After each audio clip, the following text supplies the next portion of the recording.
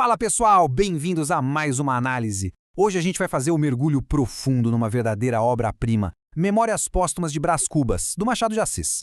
E o nosso guia aqui é a interpretação brilhante do crítico José Munir Nasser.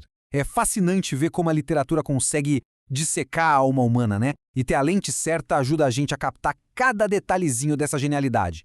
Mas para começar, a gente precisa fazer uma pergunta super importante. Sabe, como é que um autor consegue arrancar de vez todas aquelas máscaras sociais e expor a verdade nua e crua da nossa natureza? Tipo, como escapar daquela obrigação chata de agradar os outros? A resposta que o Machado de Assis dá e que a nossa fonte destaca de um jeito incrível é genial e até bem simples: matando o narrador.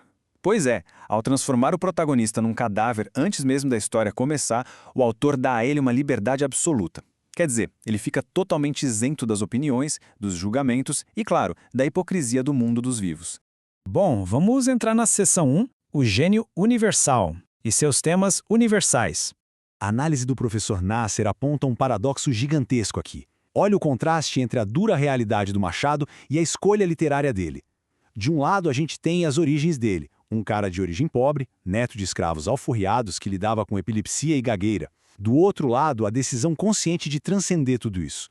Em vez de escrever só para lamentar essa situação, ele levou o foco lá para o alto, para temas humanos universais. Ele adotou aquela ironia fina, bem britânica, e construiu personagens de uma aristocracia superculta. Essa capacidade de focar no universal é exatamente o que consagra ele como um gênio absoluto. O que nos leva à seção 2, a liberdade do defunto. A visão póstuma. Esse ponto que a gente está falando fica claro logo de cara, na famosa dedicatória do livro.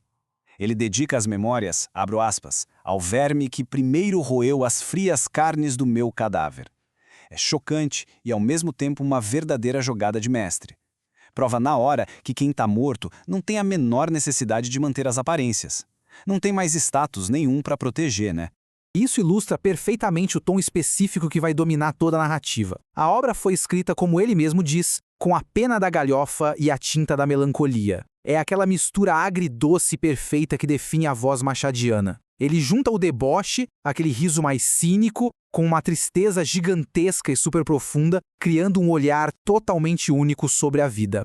Partindo agora para a seção 3. O Feinian aristocrata. Vamos falar desse aristocrata. A nossa exploração aqui se baseia muito nesse conceito vital para entender o livro. A palavra francesa fainéant, que significa, literalmente, alguém que não faz absolutamente nada. Um preguiçoso. E olha, é o termo perfeito para descrever o Brás Cubas. Ele é bem o arquétipo daquela elite sustentada só pela riqueza de herança, sabe? Que vai empurrando a vida com a barriga sem nunca precisar se esforçar ou trabalhar de verdade.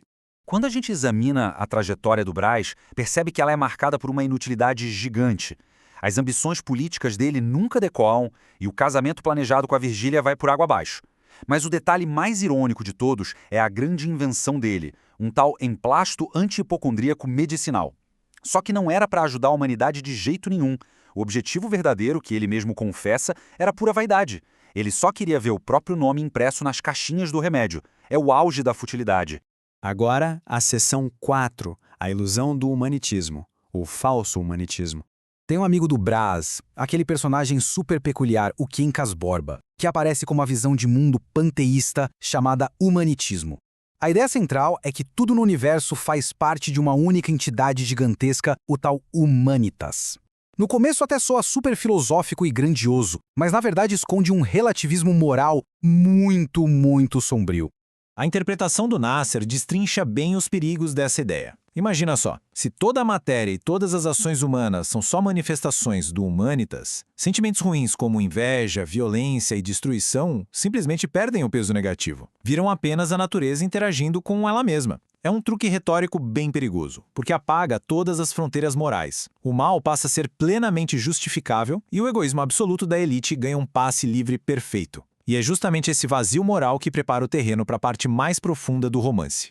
Seguindo em frente, seção 5, o delírio e Pandora, o vazio metafísico.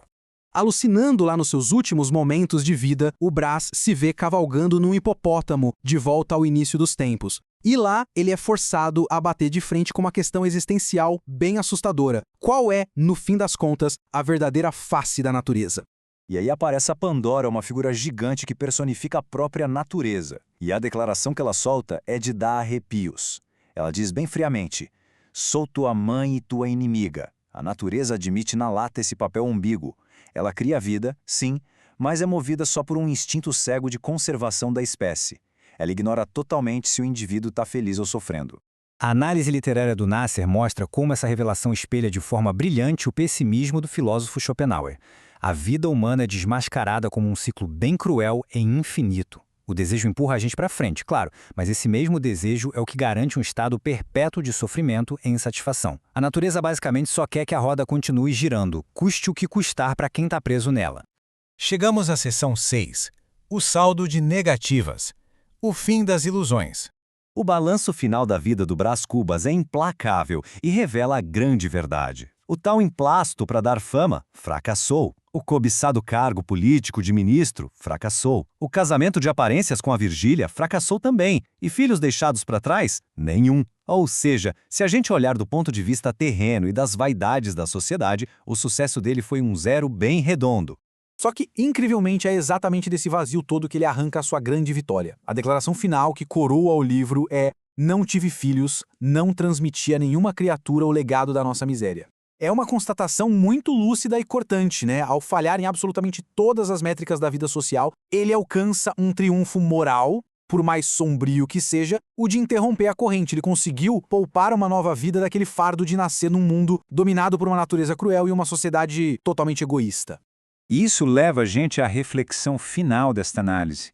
Se, como as fontes e a interpretação do professor Nasser mostraram para a gente, a existência humana carrega essa inevitabilidade do sofrimento, será que uma vida sem grandes realizações ou sucessos vazios encontra o seu maior e mais sincero triunfo justamente na quietude e no silêncio do túmulo? É exatamente esse tipo de genialidade desconfortável que faz a obra do Machado pulsar na nossa consciência até hoje. Ela meio que exige que a gente olhe para a vida com os olhos bem abertos. Fica aí a reflexão para a gente digerir. Um abraço e até a próxima.